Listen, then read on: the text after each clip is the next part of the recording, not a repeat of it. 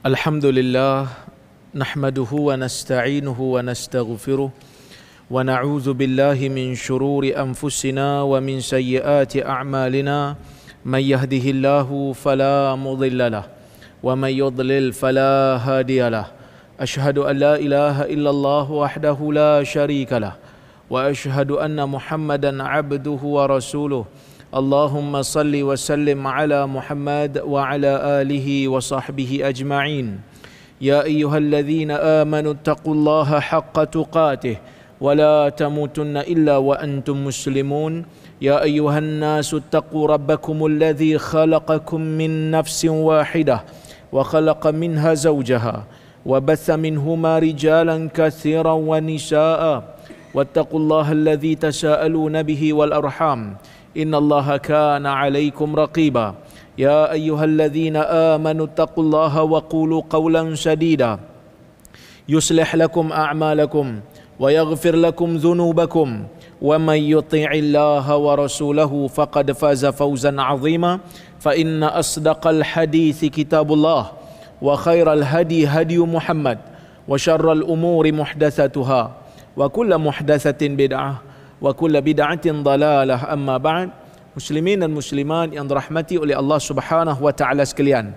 Alhamdulillah, pada malam ini kita dapat sambung balik kuliah kita, membaca buku metodologi memahami hadis, dan kita masih lagi berada pada disiplin memahami hadis berdasarkan riwayat-riwayatnya. Dan kita masih lagi membicarakan tentang disiplin yang pertama, iaitu mengenal pasti status riwayat yang kita nak gunakan apabila kita nak memahami sesebuah hadis. Dalam dua kuliah yang lepas, saya telah pun menghuraikan kita perlu tahu ni untuk apa. Kita nak tahu status riwayat ni. Yang pertama, kita nak buang ataupun kita nak abaikan riwayat yang palsu. Saya telah hurai panjang. Riwayat yang palsu bagi sesebuah hadis tak boleh diterima pakai. Ada macam tak ada. Jadi kalau ada riwayat yang menyebutkan perlombaan yang bagus itu antaranya ialah berlumba burung, maka perkataan burung itu adalah palsu. Jadi kita tak payah ambil tahulah, buang terus, sebab palsu. Yang kedua, kita kena abaikan riwayat-riwayat yang perawinya terbukti melakukan kesalahan. Riwayat yang ma'lul, riwayat yang mungkar. Seperti mana yang telah pun kita bincangkan sebelum ini, perkataan ada beberapa riwayat yang menjelaskan tentang Nabi SAW salat qiyam selepas daripada salat Isya, selepas daripada Nabi salat ba'diyah Isya, Nabi salat 8 rakaat. Kemudian Nabi SAW salat 2 rakaat dalam keadaan duduk. Kemudian Nabi SAW salat qabliyah subuh 2 rakaat. Bila kita tengok riwayat ni, kita macam pelik sikit lah. Sebab yang pertama, riwayat ni tak sebut witir. Dia kata 8 rakaat, lepas tu Nabi salat lagi 2 rakaat dalam keadaan duduk. Lepas tu Nabi salat qabliyah subuh 2 rakaat. Kan? Jadi bila kita tengok riwayat yang lain daripada Aisyah radhiyallahu anha dalam Sahih Muslim, di sana ada tambahan lafaz yang menunjukkan Nabi SAW salat witir 3 rakaat selepas daripada Nabi SAW salat qiyam 8 rakaat. Jadi ada tambahan lafaz, dan riwayat ni riwayat yang sahih. Cuma di sana ada satu riwayat dalam Sunan Abi Dawud yang menambah satu perkataan. Apa dia? Yang menunjukkan Nabi SAW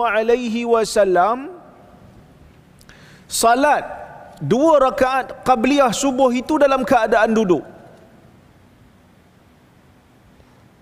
Jadi riwayat ni nak diterima ataupun tidak, dia tambahan. Riwayat yang sama, dia datang daripada jalur yang sama, jalur Aisyah juga, cuma datang daripada jalur Ja'far bin Musafir. Kata Syekh Al-Azim Abadi dalam kitab dia Aunul Ma'bud, ketika dia mensyarahkan Sunan Abi Daud, dia mengatakan lafaz Nabi sallallahu alaihi wasallam salat qabliyah subuh dalam keadaan duduk, lafaz duduk untuk qabliyah subuh itu adalah kesilapan daripada Ja'far, yang mana majoriti perawi tak sebut. Dia macam kes tuan-tuan biasa tengok orang semayang ada gerak-gerak jari. Biasa tengok orang semayang ada gerak jari, kan? Tuan-tuan gerak tak jari? Tuan-tuan tak gerak? Statik gitu je lah. Ada sebahagian dia gerak, kan? Pasal apa dia gerak tu? Di sinilah ada riwayat-riwayat yang berbeza. Yang saya bagi contoh ni yang simple, yang clear cut. Tapi bila kita masuk perincian, ada tesis pun. Ada satu tesis PhD guru saya dekat UIA, bagaimana nak berinteraksi dengan riwayat hadis yang satu ni. Kerana kadang-kadang ada isu-isu yang mempunyai perbezaan pandangan. Saya bagi contoh hadis daripada Wa'il bin Hujur, seorang sahabat Nabi SAW. Dia cerita pasal salat Nabi. Dia kata bila sampai tang tasyahud, Nabi SAW mengisyaratkan dengan jari telunjuknya sambil bertasyahud, yad'u biha, dan Nabi berdoa ketika mana mengisyaratkan dengan jari telunjuk ni. Majoriti perawi tak menyebutkan melainkan hanya isyarat dengan jari saja. Tetapi dalam banyak-banyak perawi ni, ada seorang perawi nama dia Zaidah ibnu Qudamah. Dia pergi tambah, fa asyara bisababatihi yuharrikuha yad'u biha. Nabi menggerak-gerakkan sambil Nabi berdoa dengannya. Gerak-gerakkan. Jadi para ulama berbeza pendapat, riwayat ni boleh pakai ke tak boleh pakai? Sebab dia seorang je. Tapi kenapa ulama beza pendapat? Sebab kalau yang tambah tu, yang jenis tak berapa kuat ingatan, senang boleh tolak. Macam Ja'far bin Musafir ni tak lebih kuat daripada majoriti perawi. Tapi menjadi problem bila mana yang menambah perkataan tu adalah perawi yang dipercayai. Dia tu ingatan dia okey, tapi dia seorang dia bawa. Kalau dia tu adalah anak murid kanan kepada seorang guru, okey. Contohnya macam Anas bin Malik, dia ada anak murid yang kanan, Nafi', kan? Salim. Macam Zuhri, dia ada anak murid kanan dia, macam Ma'mar bin Rashid, macam Malik, macam Shu'aib, kan? Ini semua anak-anak murid kanan.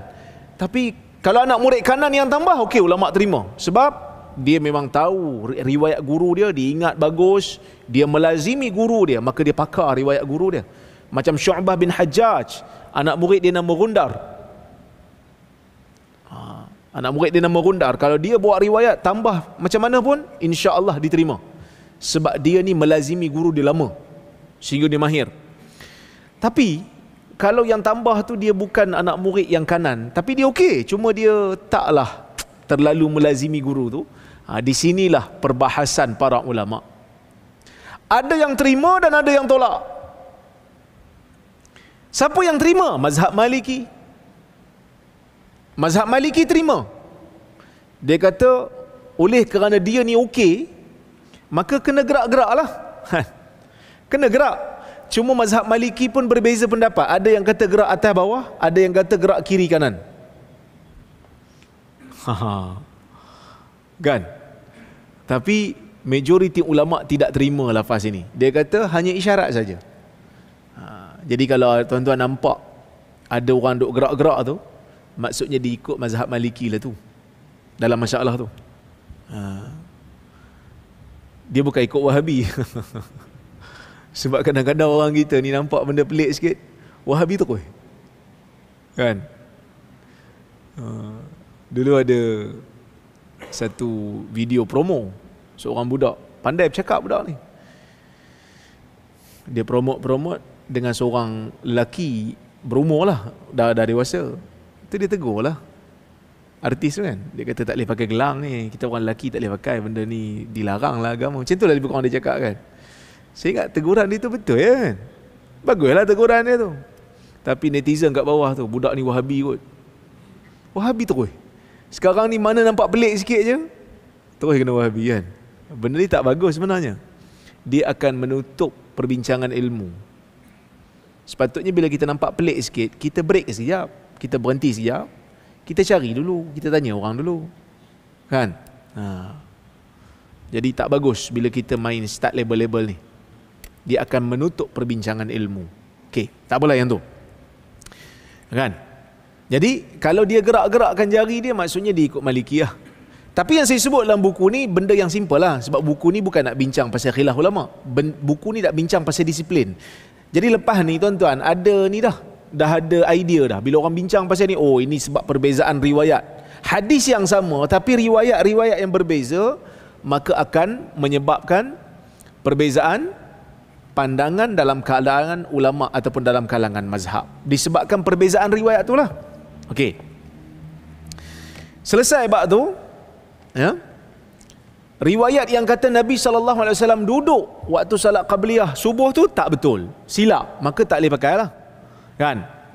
Cuma riwayat yang kata Nabi SAW duduk lepas salat witir tu ada ke? Betul ke? Betul. Memang Nabi SAW salat 2 rakaat lepas salat witir duduk dalam keadaan duduk. Pasal apa Nabi duduk? Salat sunat memang boleh duduk, walaupun tak sakit. Cuma pahalanya separuh. Boleh faham tak? Boleh faham? Salat sunat boleh dilaksanakan dalam keadaan duduk walaupun tak sakit. Cuma pahalanya separuh. Falahu nisfu ajril qaim. Sesiapa yang salat sunat dalam keadaan duduk, maka dia akan dapat separuh daripada pahala orang yang salat berdiri. Tapi kalau salat fardu, dia kena berdiri selagi mampu. Dia tak boleh duduk. Okey, boleh faham tak? Sebab salat fardu ni Nabi SAW sebut dalam hadis Imran bin Husain. Nabi kata salli qa'iman fa illam tastati' fa qa'idan fa illam tastati' fa 'ala janb, atau kama qala. Salatlah kamu dalam keadaan kamu berdiri kalau mampu, kalau tak mampu salat dalam keadaan duduk, kalau tak mampu salat dalam keadaan mengiring di atas sisi badan. Itu untuk salat fardu. Tapi untuk salat sunat boleh salat dalam keadaan duduk walaupun sihat. Cuma pahalanya separuh. Tapi kalaulah kata orang tu dia salat dalam keadaan dia duduk bukan kerana dia sengaja, tapi sebab dia sakit, pahala separuh ke penuh?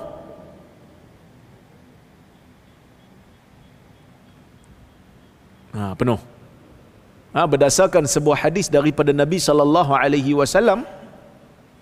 yang mana Nabi SAW menyebutkan, idza safara ahadukum aw marida kutiba lahu minal ajri ma kana muqiman sahiha, atau kama qala.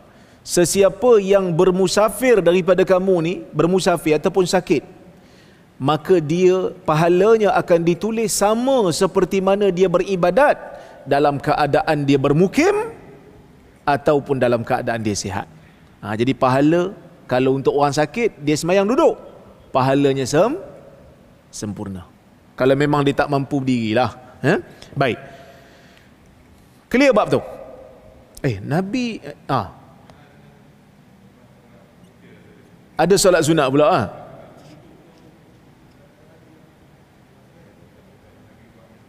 Ni sahih lah, riwayat yang sahih. Nabi SAW salat di Bukhari Muslim Hadis Bukhari. Nabi SAW salat lepas daripada salat witir, Nabi salat sunat dalam keadaan duduk. Salat witir bukan yang akhir sekali ke? Salat witir bukan yang akhir sekali ke? Betulnya lepas salat witir tak boleh ada salat lagi tak? Betul. Dalam hadis Nabi SAW sebut, ij'alu akhir salatikum bil laili witra. Kama qala, jadikan salat witir, jadikan salat yang terakhir bagi salat malam kamu ialah witir. Tapi itu adalah dari sudut afdal sahaja. Maksudnya afdalnya salat witir tu last. Tapi hadis Nabi ini membuktikan boleh untuk salat lain selepas daripada salat witir. Umpamanya kalau bulan puasa, kita dah salat dengan imam di awal malam, sekali witir, kemudian kita bangkit sahur tu awal sikit, kita nak salat lagi, maka tak menjadi masalah. Mesti duduk ke Ustaz? Tak mesti duduk, berdiri pun boleh. Cuma duduk ni berkemungkinan Nabi SAW buat li bayanil jawaz, untuk menunjukkan benda tu boleh dilakukan.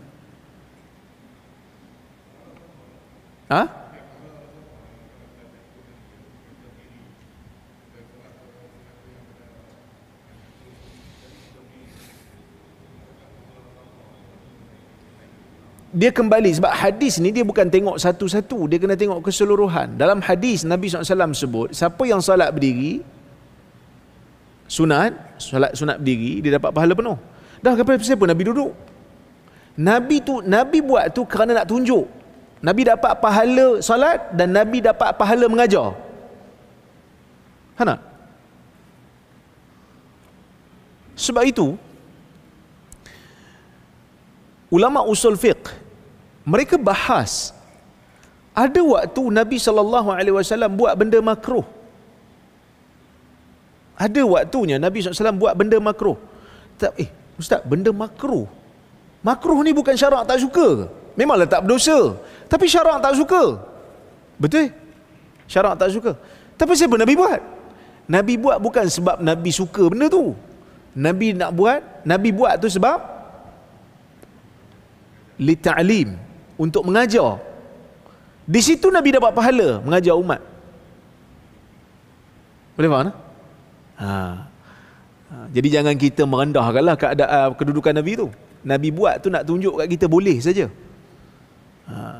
So kalau kita macam mana? Kita ada pilihan nak berdiri pun boleh, nak duduk pun boleh.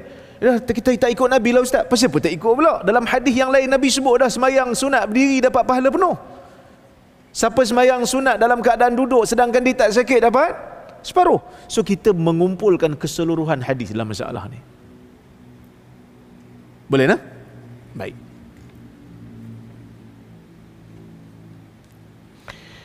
Yang ketiga, bila kita dah tahu status hadis ni, tiba-tiba kita tengok riwayat tu dhaif. Dhaif ringan. Kita dah bincang bab palsu, kita dah bincang bab dhaif berat. Dua-dua tak boleh pakai. Kalau ada riwayat palsu, tolak. Riwayat dhaif berat, tolak. Tiba-tiba jumpa riwayat yang dhaif ringan. Apa riwayat dhaif ringan? Senang je Ustaz, ambil kitab letak atas timbang, tengok ringan ke tak ringan, bawah sekilo ringan lah. Bukan macam tu. Dhaif ringan ni salah satu daripada tiga. Pertama, dia dhaif disebabkan perawi dia tu ingatan lemah, nyanyuk. Perawi tu baik, cuma ingatan dia lemah, dia nyanyuk ataupun dia hilang tumpuan, macam saya sebut kan sebelum ni. Dia perawi bagus, tiba-tiba perpustakaan terbakar. Dia jujur tapi tak ingat sebab apa? Perpustakaan rumah terbakar. Jadi kitab hadis dia semua terbakar. Dia baca kod ingatan dia je. Ataupun dia asalnya perawi yang okey, tiba-tiba dilantik menjadi hakim, sibuk dengan urusan mahkamah sehingga tak sempat nak telaah kitab. Jadi bila baca hadis berdasarkan ingatan dia yang lemah tu, maka riwayatnya menjadi dhaif. Yang kedua, perawi yang ada dalam sanad, nama dia ada dalam sanad tapi kita tak kenal dia siapa, tak tahu dia siapa, maka dhaif ringan juga.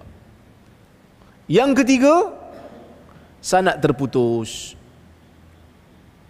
Ni salah satu, ni tiga. Kalau salah satu hadis termasuk dalam kategori ni, maka hadis menjadi dhaif ringan.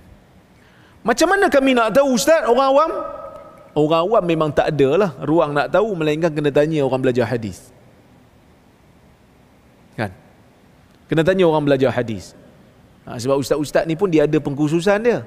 Ada yang bidang muamalat, ada yang bidang tafsir, ada yang bidang akidah, ada yang bidang hadis. Pergi tanya, ustaz belajar hadis dulu kan ustaz? Kat universiti? Ya, saya belajar hadis. Tolong tengok ustaz, ni hadis dhaif berat ke dhaif ringan? Kan? Dia boleh jawab insya-Allah. Kalau dia jenis mengaji lah.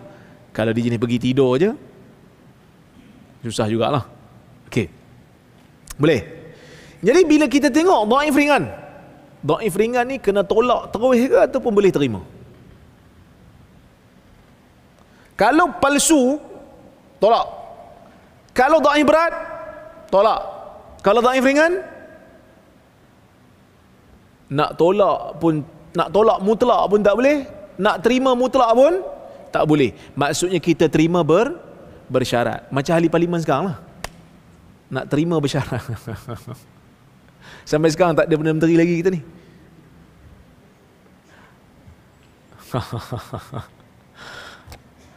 Pasal apa kena terima bersyarat? Sebab hadis dhaif ringan ni dia 50-50. Nak kata tak betul daripada Nabi pun tak ada bukti jelas. Nak kata betul daripada Nabi pun tak ada bukti jelas. Jadi kita syak. Bila syak, nak terima kena ada syarat. Apa syarat dia? Syarat dia, jangan hadis tersebut kita nak pakai dalam hukum akidah ataupun fiqh ataupun hukum hakam, tak boleh. Dia mesti dalam bab-bab yang tertentu, yang bab yang bukan ada kaitan dengan hukum hakam. Tengok apa kata buku ni. Siapa yang ada buku, tengok muka surat 156. Nak habis dah kita ni kan? Nak habis dah buku ni insya-Allah. Lepas ni kita baca buku lain. Dia kata tidak menerima hadis dhaif ringan melainkan dalam ruang lingkup yang dibenarkan. Manakala jika sesebuah riwayat itu dihukum dhaif ringan oleh para ulama, ia boleh dijadikan panduan dalam bab selain akidah dan hukum hakam. Ini yang ditegaskan oleh ulama hadis. Al-Iraqi menjelaskan. Iraqi ni seorang ulama hadis. Dia kata apa? Wa amma ghairul mawdu' fajawwazu at-tasahul fi isnadih wa riwayatih min ghairi bayanin li dha'fih idza kana fi ghairi al-ahkam wal aqaid bal fi at-targhib wat tarhib min al-mawa'ith wal qisas wa fadail al-a'mal wa nahwiha. Amma idza kana fil ahkam syar'iyyah min al-halal wal haram wa ghairihima aw fil aqaid ka sifatillah ta'ala wa ma yajuz wa ma yajuz wa yastahilu alayhi wa nahwu dhalik, dia kata fala yajuz. Benda tak boleh lah dia kata. Okey, contoh dia kata, saya terjemah. Adapun hadis yang bukan palsu, maka mereka yakni ulama hadis membenarkan kita agak sedikit bermudah-mudah, longgar, kita lunak sikit, kita lenient sikit, kita tak ketatkan syarat pada sanadnya dan periwayatannya, walaupun tanpa kita menjelaskan ia dhaif, jika dalam bab selain daripada hukum dan selain daripada akidah. Bahkan yang boleh apa dia? Dalam bab targhib. Apa itu targhib? Targhib ni kalau hadis dhaif tu, dhaif ringan tu datang cerita pasal pahala benda yang telah sahih dalam agama. Amalan tu dah datang dalam riwayat yang sahih. Solat duha. Tiba-tiba ada satu riwayat dhaif kata siapa solat duha sekian-sekian dapat pahala sekian-sekian. Solat duha sahih tak? Sahih. Cuma pahala tu je datang dalam riwayat yang dhaif. Boleh pakai tak? Boleh terima, galakkan saja. Sebab kalau riwayat dhaif ringan tu tak betul, solat duha tu tetap betul. Dia hanya galakkan beramal sahaja. Tapi dengan syaratlah riwayat tu dhaif ringan. Palsu tak boleh. Okey. Wat tarhib ataupun ancaman melakukan dosa yang telah sahih dalam agama. Datang riwayat sahih bagi tahu benda tu haram. Tiba-tiba ada hadis dhaif bagi tahu siapa buat benda ni azab dia sekian-sekian. Dan hadis tu dhaif ringan. Boleh. Sebab dia hanya cerita tentang ancaman benda yang telah sahih. Dalam agama pengharamannya dah sahih dah. Okey. Minal mawa'iz wal qisas, sama ada daripada nasihat-nasihat umum ataupun kisah-kisah. Wa fadailil a'mal, dan juga kelebihan-kelebihan amal dan sebagainya. Okey. Tetapi kalau dia berkaitan dengan hukum syar'i daripada halal dan haram dan selainnya, dan juga yang berkaitan dengan akidah seperti sifat Allah, apa yang harus dan apa yang mustahil bagi Allah dan seumpamanya, maka ulama tidak membenarkan kelonggaran padanya. Bab hukum hakam kena ketat, kena ambil yang sahih, yang hasan. Yang dhaif ringan tak boleh. Okey. Nukilan ini jelas menunjukkan bahawa ulama hadis memberikan kelonggaran untuk menerima hadis yang tidak palsu. Namun adakah hadis dhaif berat diterima? Sebab ni cerita pasal palsu je. Selain daripada palsu boleh?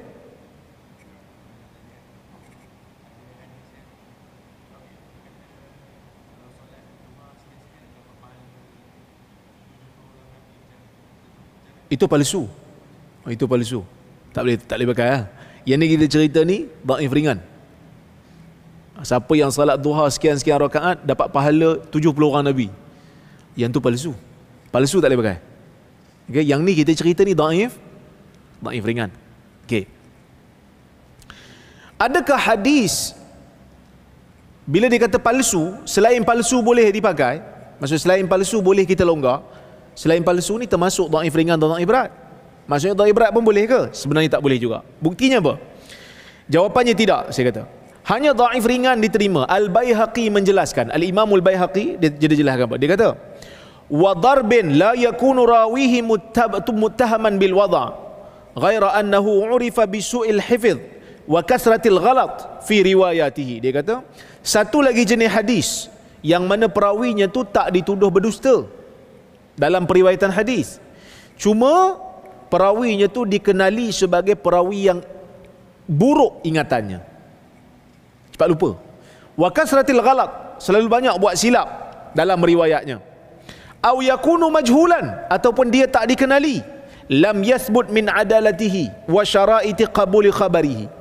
Dia tak dikenali, yang mana kita tak tahu dia ni adil ke tidak, cukup syarat periwayatan ke tidak, ma yujibul qabul, tak tahu cukup syarat ke tidak riwayat nak sampai kita nak terima riwayat dia.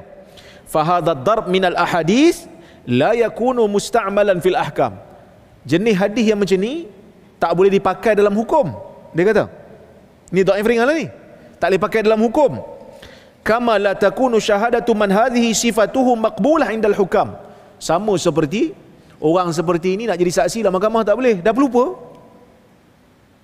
Pelupa kan tak boleh jadi saksi walaupun dia baik. Hakim tanya tu tak ingat, tanya ni tak ingat, banyak makan semut, lupa kan. Jadi saya pun tak tahulah banyak makan semut ni betul ke tak jadi pelupa. Tapi orang Melayu cakap macam tu lah kan. So dia lupa, dia tak boleh jadi saksi dalam mahkamah. Jadi tak boleh terima lah penyaksian dia tu ya? Waqad yusta'malu fi da'awat, tapi riwayatnya mungkin boleh dipakai dalam doa-doa. Wa tarhib, macam saya sebut tadi, tarhib, targhib, galakkan beramal, ataupun tarhib. Wasiyar, dan juga sirah.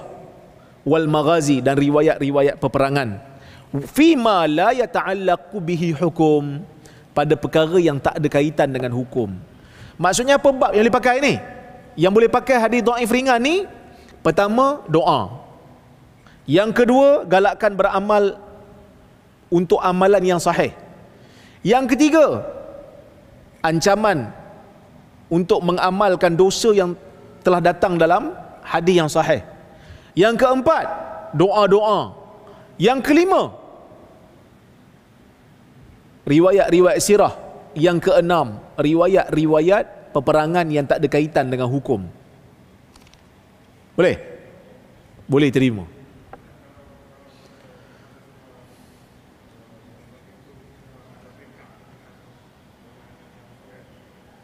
Kalau bercanggah, kalau riwayat dhaif ringan ni bercanggah dengan hadis yang sahih, dia tak jadi dhaif ringan, dia jadi dhaif berat. Bila dia bercanggah aja dia jadi dhaif berat.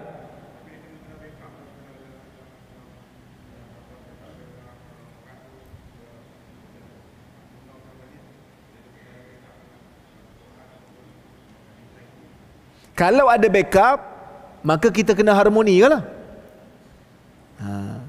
Kalau hadis dhaif tu ada backup daripada dalil lain, backup dia tak jadi dhaif, dia naik taraf jadi hasan, kita kena harmonikan. Kalau tak boleh harmonikan, kita kena, dia kan ada 6 step. Dulu saya sebut dah kot 6 step. Saya sebut ke? Haji Safri ingat lagi? Tak ingat ya? Saya ingat dulu saya dah sebut 6 step macam mana nak berinteraksi dengan hadis yang bercanggah satu sama lain. Tak ingat? Pertama sekali, tak apalah saya ulang balik, ringkas. Dulu saya hulai, saya sebut contoh sekali.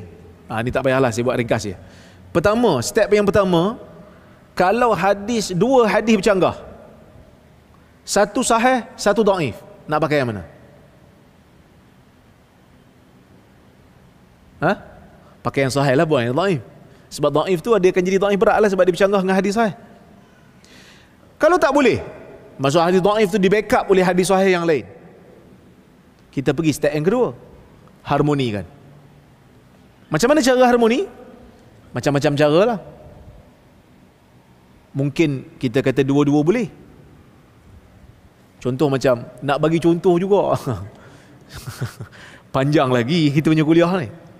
Contoh macam hadis yang saya sebut sebelum ni lah. Ada perawi, Ibnu Umar, dia kata Nabi SAW bila takbir dalam salat, Nabi angkat tangan separas bahunya. Rafa'a yadaihi hazwa mankibaih.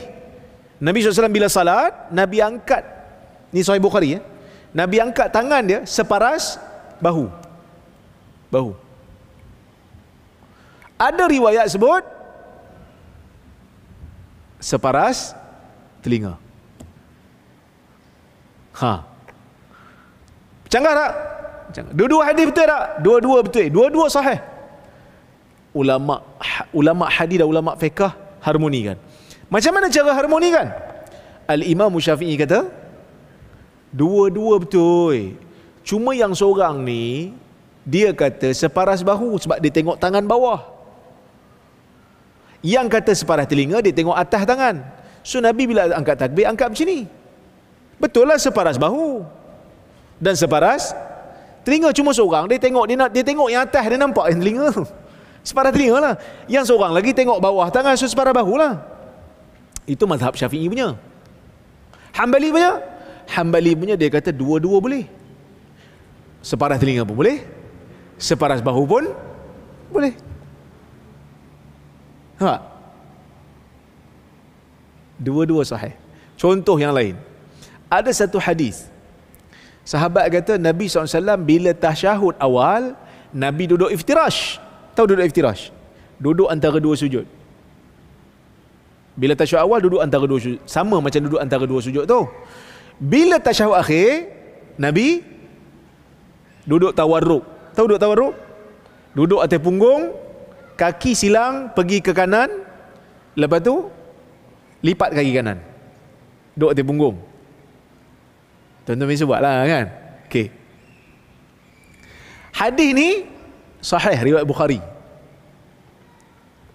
Ada satu hadis lagi, Aisyah kata Nabi SAW bila salat sampai rakaat kedua, Nabi akan duduk iftirash. Nabi akan duduk macam antara dua sujud.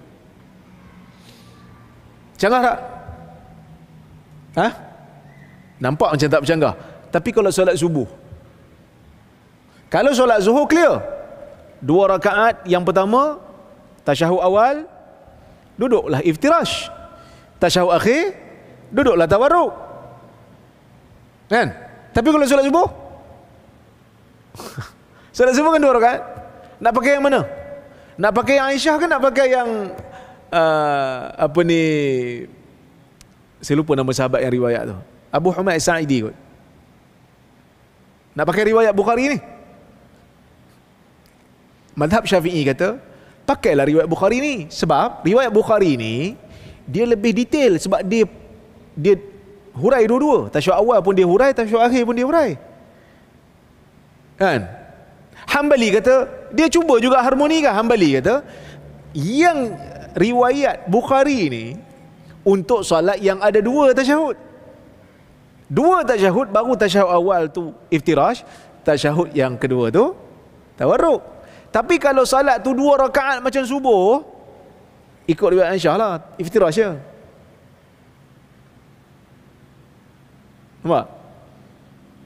Pergi kepada ulama' lain pula. Kalau tak silap saya, Al-Imam Syaukani, ada disebut dalam Nailul Autar. Saya tak ingat pandangan dia atau pandangan siapa, disebut dalam kitab tu. Dia kata dua-dua boleh. Iftirash boleh, tawarruk pun boleh. Itu cara harmoni. Cara harmoni kan itu pun medan untuk ulama' berbeza pendapat. Sebagai ulama' harmonikan cara ni, sebagai ulama' harmonikan cara ni. Okey. Kalau tak boleh juga, kita pergi kepada pemansuhan. Ada tak pemansuhan? Macam mana nak cari pemansuhan? Tengok, kalau dalam lafaz tu ada pemansuhan yang jelas, kita kena dahulukan yang membatalkan, kemudian kan yang dibatalkan. Ini ada contoh saya dah bagi dahulu. Ataupun pemansuhan tu tak jelas, kita melihat kepada tarikh. Tengok perawi hadis tu masuk Islam bila? Siapa masuk Islam dulu? Yang masuk Islam kemudian tu hadisnya menjadi pembatal. Kalau tak boleh nak harmoni lah. Tak boleh juga. Pergi kepada step yang ke-4. Apa step ke-4? Tarjih. Cuba untuk tarjih. Mula buang yang dhaif, harmoni, pemansuhan, 5 tarjih. Buang yang dhaif, pergi kepada pemansuhan yang jelas, harmoni, pemansuhan yang tidak jelas, tarjih. Tarjih maksudnya pilih yang kuat, buang yang lemah. Macam-macam cara lah. Macam-macam cara nak menguatkan salah satu. Yang ni ada tesis pun. Qara'inut tarjih bainal adillat al-mukhtalifah. Macam-macam ada. Panjang kalau saya nak urai. Yang ke-6, tak boleh juga nak tarjih. Sama dua-dua, kekuatan sama. Tasyaqud ataupun tawakuf. Dua-dua tak boleh pakai. Bukan dalil tak boleh pakai, kita tak boleh pakai dalil tu. Sebab dua-dua dalil ni bercanggah. Nak pakai salah satu mesti ada pemberat. Pemberat tak ada. Kita tawakuf, kita stop. Kita tak buat keputusan. Parlimen pun tergantung. Macam tu lah.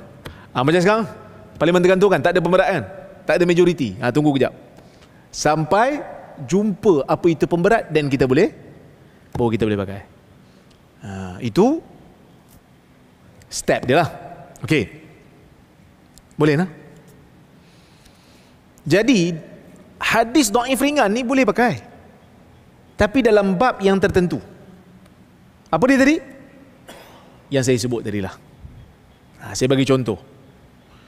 Saya kata jelas, muka surat 158. Jelas daripada nukilan ini bahawa hanya hadis perawi dhaif lemah sahaja yang diterima dalam bab selain daripada akidah dan hukum hakam.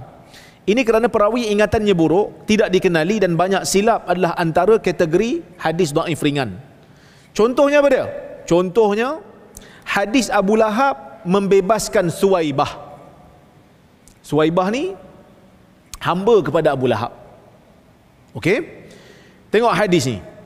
An Uqail, an Ibn Shihab, qala akhbarani Urwah anna Zainab binta Abi Salamah akhbaratni anna Umma Habibah zawjan Nabi sallallahu alaihi wasallam qalat qultu ya Rasulullah inkih ukhti binta Abi Sufyan qala wa tuhibbina dhalik qultu na'am lastu laka bimukhliyah wa ahabbu man syarakani fil khairi ukhti faqala inna dhalika la yahillu li. Faqultu ya Rasulullah, fawallahi, buang satu alif, fawallahi inna natahaddatsu annaka turidu an tankih Durrah binta Abi Salamah. Faqala binta ummi Salamah. Faqultu na'am.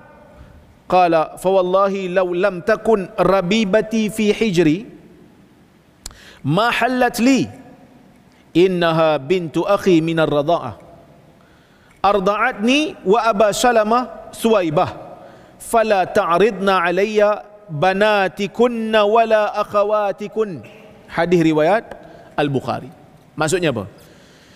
Daripada Uqail, daripada Ibn Shihab. Ibn Shihab berkata, Urwah telah mengkhabarkan kepada saya, sesungguhnya Zainab binti Abi Salamah memberitahunya ataupun mengkhabarkan kepadanya bahawa Ummu Habibah, isteri Nabi, anak kepada Abu Sufyan, Ummu Habibah isteri Nabi SAW berkata, dia kata, aku pernah menyebut kepada Rasulullah, wahai Rasulullah, nikahilah adik perempuan saya, ya, anak perempuan kepada Abu Sufyan. Okey. Nabi pun cakap, wa tuhibbina dzalik, adakah kamu suka benda ni? Okey. Qultu na'am. Dia kata, ya, aku sukalah. Dia kata, ya, aku tak ingin kebaikan. Jadi isteri Nabi ni ada kebaikan banyak, besar. Aku tak suka untuk aku seorang-seorang je dapat kebaikan tu. Dan aku lebih suka yang dapat kongsi kebaikan ni adalah saudara kandungku sendiri. Okay. Nabi SAW pun bersabda, tak halal bagi aku benda tu. Ya, tak halal bagi aku benda tu. Sebab apa tak halal? Mana boleh himpun dua beradik? Tak boleh himpun. Dalam satu masa tak boleh himpun. Maka dia pun kata, wahai Rasulullah, dia kata, demi Allah, sesungguhnya kami pernah bercerita bahawa engkau ingin menikahi Durrah binti Abi Salamah. Maka Nabi SAW jawab, anak perempuan Abu Salamah? Ummu Habibah kata, ya. Nabi pun bersabda, demi Allah, sekiranya Durrah tu tak termasuk dalam kalangan anak tiri dalam pangkuanku, dia tetap tidak halal untukku. Sebab apa? Sebab dia telah menyusu dengan Suwaibah, yang mana Nabi SAW pun menyusu dengan Suwaibah. Maksudnya dia dengan Suwaibah, Nabi dengan Suwaibah tu ada hubungan susuan. Dia pun ada hubungan susuan dengan Suwaibah, so dia jadi adik-beradik susuan lah. Okay. Suwaibah telah menyusukanku dan juga Abu Salamah. Sorry, bukannya apa? Bukannya dia Suwaibah menyusukan Durrah tu. Suwaibah menyusukan Abu Salamah, bapa kepada Durrah. So Nabi dengan Abu Salamah tu kira macam adik-beradik lah. So anak kepada Abu Salamah tu kira anak saudara Nabi lah, anak saudara susuan. So tak halal lah kan, mahram lah kira. Maka Nabi SAW pun kata, janganlah kalian menawarkan anak-anak dan saudara-saudara perempuan kalian kepadaku. Jangan duk tawar-tawar lagi lah, benda ni tak halal. Okey. Hadis ni sahih. Hadis ni sahih, tak ada isu. Cuma Imam Bukhari bawa riwayat yang dhaif selepas daripada dia buat riwayat ni. Dia bawa satu riwayat yang dhaif, tapi dia tak bawa sanad penuh. Dia bawa dengan sanad terputus. Nak bezakan antara riwayat sahih dengan riwayat tak sahih. Sahih Bukhari, bila kita sebut Sahih Bukhari ni sanad dia bersambung, baru Sahih Bukhari. Kalau sanad tak bersambung tu bukan Sahih Bukhari. Imam Bukhari bawa hanya untuk menambah maklumat riwayat yang sahih, ataupun buat bab, tajuk bab, ataupun buat sokongan. Ini panjanglah kalau saya nak urai. Cuma dia bawa riwayat yang dhaif ni. Pasal apa dia bawa? Ada sebab, kita tengok. Hadis ni menjelaskan bahawa Suwaibah adalah ibu susuan Nabi SAW sewaktu Nabi SAW masih kecil. maka anak beliau adalah mahram bagi Nabi sallallahu alaihi wasallam. Imam Bukhari membawakan riwayat lain bagi hadis ni. Dia bawa satu riwayat dhaif. Apa dia? Wa qala Syuaib an Az-Zuhri qala Urwah Suwaibah a'taqaha Abu Lahab. Dia bawa satu riwayat daripada Syuaib, daripada Zuhri. Zuhri ni siapa? Zuhri tu Ibnu Syihab tu. Ibnu Syihab yang dalam hadis sebelum tu sama, nama dia Ibnu Syihab Az-Zuhri. Zuhri mengatakan dia riwayat daripada Urwah, jalur yang sama. Cuma tadi Urwah bawa daripada Zainab. Yang ni Urwah terus kata Suwaibah ni Abu Lahab bebaskan dia. Abu Lahab pernah bebaskan dia. Urwah bukan sahabat. Urwah tak pernah jumpa Abu Lahab. Usah kata nak jumpa Abu Lahab, Nabi pun dia tak pernah jumpa. Urwah ni tak pernah jumpa Nabi SAW. Sebab tu dia tabi'in. Dia tabi'in. Dia tak pernah jumpa Nabi. Nabi dengan Abu Lahab siapa meninggal awal? Abu Lahab lah kan? Abu Lahab meninggal dulu. Jadi dia tak pernah jumpa. Bila tak pernah jumpa, riwayat ni jadi macam mana? Dhaif lah. Sanad terputus. Sebab dia tak hidup lagi zaman Abu Lahab. Sanad terputus. Bila sanad terputus, dia dhaif ringan ke berat?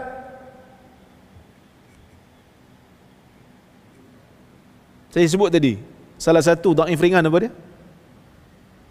Ingatan perawi buruk, perawi tak dikenali, sanad terputus. Ini dhaif ringan. Sebab sanad terputus. Dhaif ringan ni. Pasal apa Bukhari bawa? Dia bukan ada kaitan dengan hukum. Ada kaitan dengan hukum ke? Abu Lahab telah membebaskan Suwaibah daripada perhambaan dia. Apa hukumnya? Mungkin tuan-tuan pun tak pernah tahu benda ni. Sebelum ni pernah tahu tak? Abu Lahab pernah bebaskan Suwaibah. Mungkin tak pernah dengar. Terganggu ke? Masya Allah Ustaz, kurang iman saya sebelum ni. Tak ada. Ini maklumat sejarah sahaja. Saya bawa satu lagi contoh lain. Al-Imamul Bukhari. Tak apa, kita bagi laluan pada azan dulu. Lepas ni kita sambung. Okey. Ada satu lagi riwayat. Tuan-tuan, suara saya okey Jelas tak? Jelas Dia kata jelas lah Ustaz, aku dah kami balik lah. Tuan-tuan boleh tunggu tu kira tuan-tuan dengar lah tu. Sebab saya rasa macam tak kuat agak suara ni. Okey. Baik. Ada satu lagi riwayat dalam Sahih Bukhari. Al-Imamul Bukhari membawakan satu riwayat daripada perawi yang bernama Ubay bin Sahal. Dia riwayat daripada ayahnya, daripada datuknya. Riwayat tu menyebutkan kana Nabi sallallahu alaihi wasallam fi haitina farasun yuqalu lahu Luhaif atau Lukhaif. Dia kata, riwayat ni kata Nabi SAW ni mempunyai kuda di kebun kami, yang mana kuda tu nama dia Luhaif ataupun Lukhaif.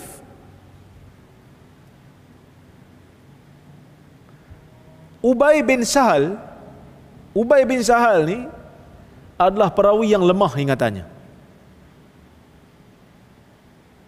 Di antara ulama hadis yang mendaifkan dia, Yahya bin Ma'in, sahabat kepada Imam Ahmad bin Hanbal. Tokoh besar lah, siapa yang belajar hadis dia akan dengar nama Yahya bin Ma'in ni, yang kena terajang dulu dengan Fadl bin Dukain, kalau tuan-tuan ingat lagi lah. Dah kalau daif, pasal apa Imam Bukhari bawa? Imam Bukhari bawa, pertama, dia bukan hadis yang pertama dalam bab. Dia adalah hadis sokongan, mutaba'at wasyawahid. Dia bukan hadis usul. Sahih Bukhari ni yang sahih semua tu hadis usul, hadis asal. Bukan hadis sokongan. Ni hadis sokongan. Dah pasal apa sokongan pun dia bawa juga yang dhaif.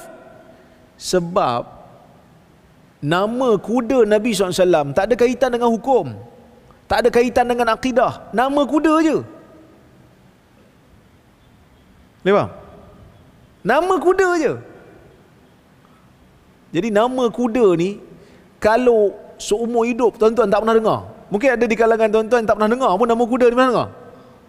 Nama kuda nama Luhaif. Pernah dengar? Mungkin tak pernah dengar tak?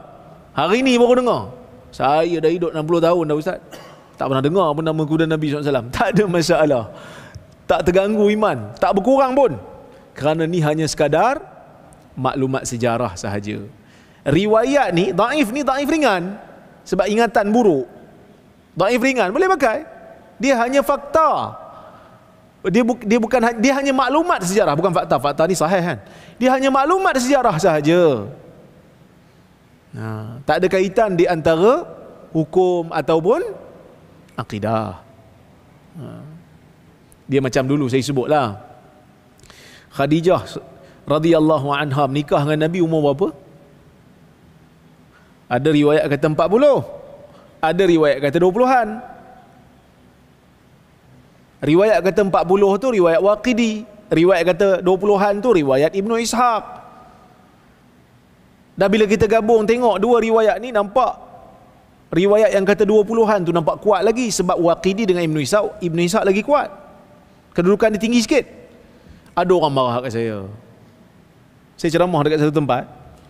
Dia marah kat saya. Dia kata selama ni kami belajar umur 40, tiba-tiba pula ustaz cakap umur 20 lebih. Peninglah kami. Apa nak peningnya? Ilmu kan? Dulu kita tahu satu pandangan, sekarang kita dah tahu dua pandangan. Apa yang peningnya? Ilmu kan bertambah. Orang kita tak bersedia nak belajar benda baru. Tu masalah. Bukan benda baru dengar. Benda ni lama dah. Kalau tuan-tuan selak dalam kitab sirah, beribu tahun dah ada dalam kitab sirah. Cuma kita baru dengar. Dia tak suka dengar. Problem lah juga. Dengar je lah. Benda baru. Handphone baru. Dulu masa mula-mula keluar touchscreen ni, tuan-tuan suka tak? Susahnya tangan kematu. Kasar. Susah kan? Tapi boleh je. Benda baru. Lambat dunia benda baru kita bersungguh. Tapi benda agama bila dengar benda baru, punya tak bersungguh. Kadang-kadang gosip-gosip artis kita pun tak ikut, tapi ada yang follow. Daripada siri 1 sampai siri 20. Kan?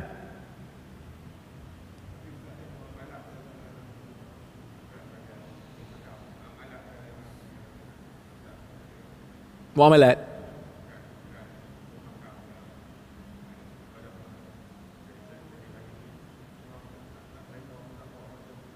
Maksudnya dia berkaitan dengan sirah. Kalau ada orang nak pegang, saya nak pegang Khadijah nikah dengan Nabi umur 40 juga Ustaz, saya tak peduli. Tak apa. Tapi kalau ada orang kata, saya lepas saya semak-semak riwayat yang 20 ni kuat lagi lah. Sebab apa? Sebab pertama dia riwayat Ibnu Ishaq. Yang kedua, sebab Nabi SAW ada anak dengan Khadijah ramai. Ada anak dengan Khadijah ramai. Jadi orang umur 40 ni produktif ke tak produktif dah kalau ikut logiknya.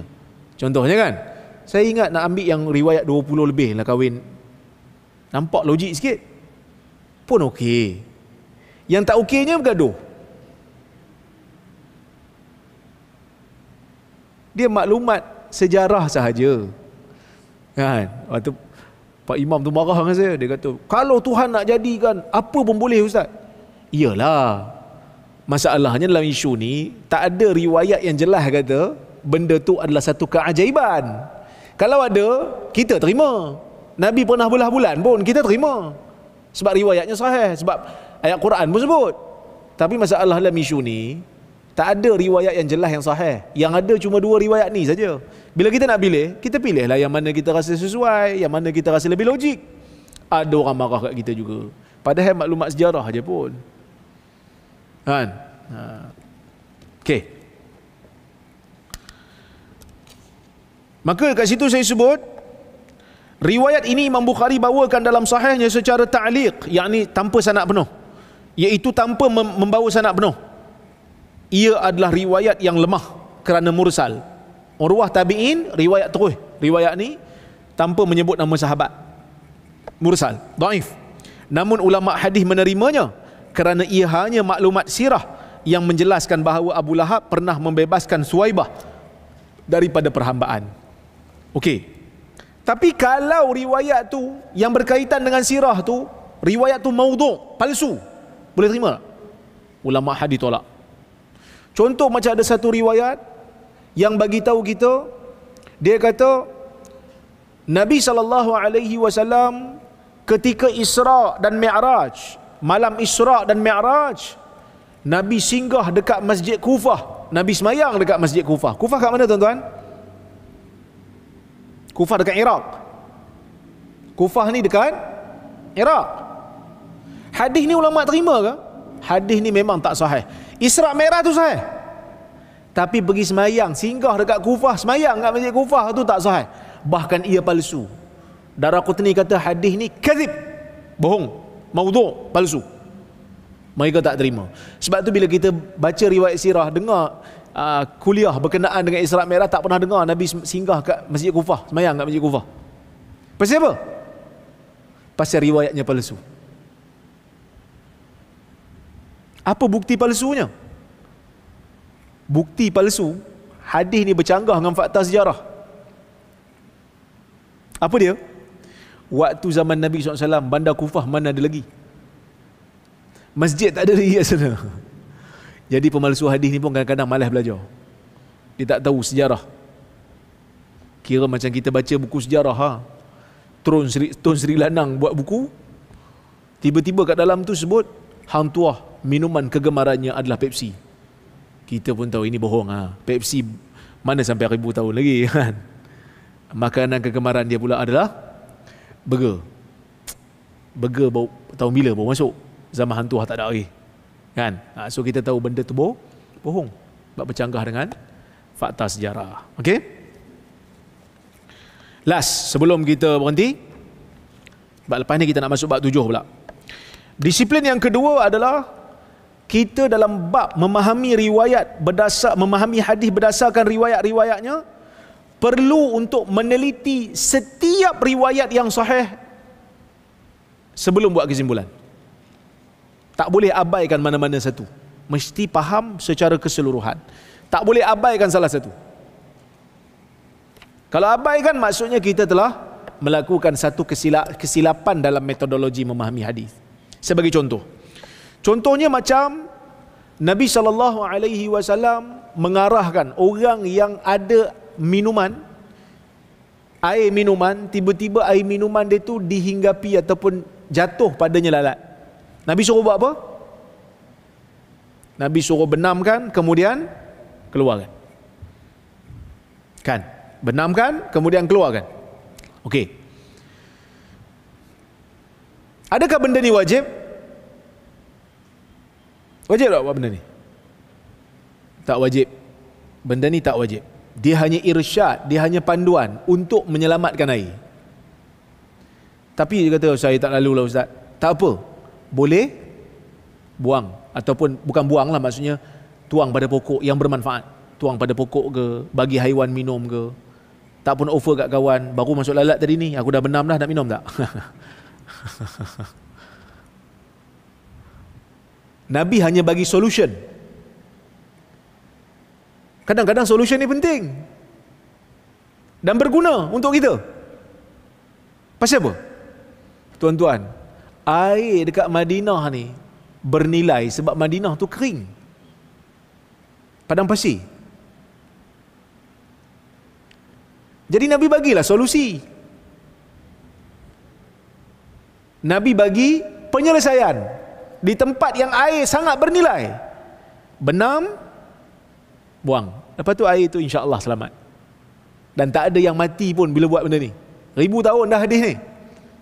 Saya tahu hadis ni memang kena kritik teruk oleh golongan-golongan orientalis, golongan barat. Dia kata apa ni pengotor. Tak. Ribuan tahun orang buat benda ni, tak ada yang mati pun. Nabi hanya bagi solusi. Kadang-kadang kita ni dapat air yang mahal. Tuan-tuan pergi dekat, baru dapat gaji, pergi minum kopi yang mahal. Minum apa kopi yang mahal? Kopi apa mahal? Kopi yang secawan RM15 ni. Kopi apa? Katalah pergi Starbucks. Tuan-tuan pergi Starbucks.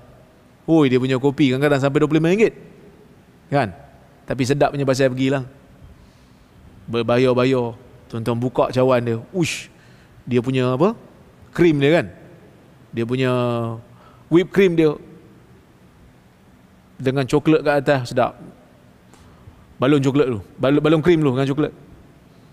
Baru nak minum air, lalat masuk. Apa penyelesaian dia? Nak buang air? RM25 ni. Boleh benam, buang, air itu selamat. Okey. Tapi ada sebahagian ulama yang cuba untuk mengeluarkan hadis ni daripada zahir hadis ni. Dia cuba untuk takwil. Dia kata hadis ni bukan Nabi nak suruh buat apa pun. Nabi nak suruh kita pemilik air ni untuk tidak takabur. Bila lalat masuk dalam air terus jadi takabur, tak ada. Padahal benda tu boleh diselamatkan lagi. So benam tu untuk membuang perasaan takabur sahaja. Nampak dia takwil pergi ke arah tu.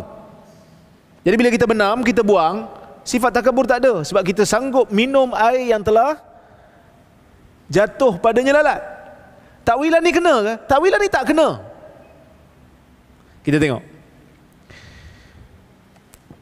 Hadis arahan membenamkan lalat yang terjatuh pada bekas minuman. An Abi Hurairah radhiyallahu anhu anna Rasulullah sallallahu alaihi wasallam qala idza waqa'a adh-dhubabu fi ina'i ahadikum falyaghmishu kullah thumma liyatrahu fa inna fi ahada janahaihi shifa wa fil akhar da. Hadis Bukhari. Maksudnya daripada Abu Hurairah radhiyallahu anhu, sesungguhnya Rasulullah sallallahu alaihi wasallam menyebutkan, apabila lalat jatuh dalam bekas salah seorang daripada kamu, hendaklah dibenamkan kesemuanya. Kemudian buang dia, kerana pada sebelah kepaknya ada ada penawar dan sebelah yang lain ada penyakit. Okey. Jelas daripada teks hadis ini arahan untuk membenamkan keseluruhan badan lalat yang jatuh dalam bekas seseorang. Majoriti ulama berpendapat arahan ni untuk hilangkan mudarat. Tetapi sebahagian ulama mentafsirkan hadis ni dengan makna majaz, dengan makna metafora, makna kiasan. Iaitu hadis ni memerintahkan seseorang untuk benam lalat adalah untuk menjadikan seseorang itu tawaduk dan tidak merasa sombong dengan makanan yang halal hanya semata-mata kerana ia dimasuki oleh lalat. Al-Imam Al-Kalabazi menjelaskan, fayajuz ayyakuna ma'na da' fi ahadi janahi al-kibir, dia kata. Boleh jadi yang dimaksudkan dengan makna penyakit yang ada pada sebelah kepak tu adalah penyakit takabur. Oleh kerana itu Nabi mengarahkan untuk membenamkan lalat tu apabila dia jatuh dalam bekas, liyuzhiba an nafsihi tarafu'aha, supaya dapat menghilangkan rasa sombong dalam diri dia, wa yaqtula fiha kibraha, supaya dapat membunuh perasaan takaburnya. Okey.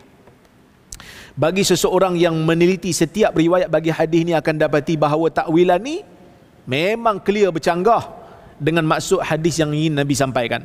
Sebab dalam riwayat yang disebut, idza waqa'a dzubab fi ina'i ahadikum famqulu fa inna fi ahadi janahi ada wa fil akhir shifa wa innahu yattaqi bi janahihi alladhi fihi da falyaqmishu kullah. Riwayat ni clear menolak takwilan yang kata benam tu untuk buang riak, untuk buang takabur. Sebab Nabi kata dalam riwayat ni, apabila lalat jatuh dalam bekas salah seorang daripada kamu, hendaklah kamu benam dia, kerana satu belah kepak dia tu ada penyakit, satu belah kepak yang lain ada penawar, dan lalat ni sentiasa mendahulukan kepak yang ada penyakit, maka hendaklah benamkan kesemuanya. Sebab Nabi kata dia dahulukan kepak yang ada penyakit dulu. Jadi penyakit dah masuk dalam air, yang ada penawar tak masuk lagi, benam. Bukan sebab takabur pun, sebab nak selamatkan air tu daripada memudaratkan kita. Wallahu ta'ala a'lamu bissawab. Cukuplah sekadar tu untuk malam ni, insya-Allah. Saya tahu tuan-tuan pun nak follow lepas ni perkembangan semasa.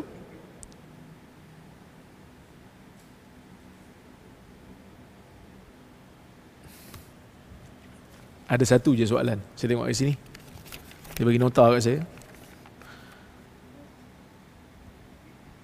Bolehkah kita ucap ya Rab, berkatilah kereta rumah ini kat kami. Boleh?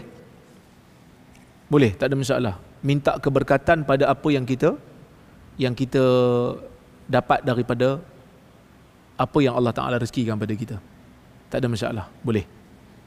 Kita pun selalu minta keberkatan dalam perkara-perkara yang Allah Ta'ala bagi kat kita. Ya?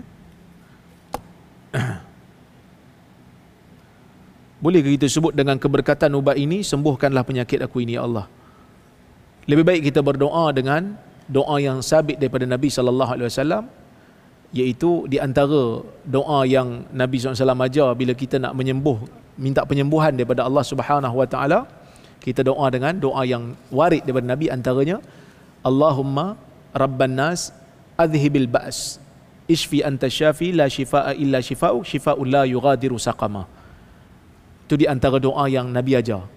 Allahumma Rabban Nas, ya Allah Tuhan segala manusia, adhibil ba's, buangkanlah penyakit, hilangkan penyakit. Ishfi, berikan penyembuhan. Anta syafi, engkaulah penyembuh. La shifaa illa shifa'uk, tidak ada penyembuh melainkan hanyalah penyembuhanmu. Shifa'un la yughadiru saqama, penyembuhan yang tidak meninggalkan sebarang penyakit. Itu lebih baik. Ya, itu lebih baik. Kerana berkat tak berkat ni benda gaib. Minta berkat okey, tapi dalam ubat tu ada berkat ke, kita tak tahu. Jadi kita doa pada Allah kerana Dia bagi penyembuh. Ada orang makan ubat sekali sembuh, ada orang makan ubat berkali-kali tak sembuh. Sebab apa? Sebab Allah Ta'ala tu penyembuh. Bila Allah Ta'ala bagilah. Tak bagi, tak sembuh lah. Wallahu Ta'ala a'lam. InsyaAllah kita jumpa lagi di lain masa. Saya mohon maaf terkasar bahasa, tersilap kata. Mudah-mudahan Allah Ta'ala memberkati. Saya ucapkan terima kasih banyak pada Global Ihsan yang membawakan kuliah ini secara langsung melalui Zoom dan juga Facebook. InsyaAllah kita jumpa di lain masa. Aqulu qawli hadha wa astaghfirullahal azim li wa lakum. Wassalamualaikum warahmatullahi wabarakatuh.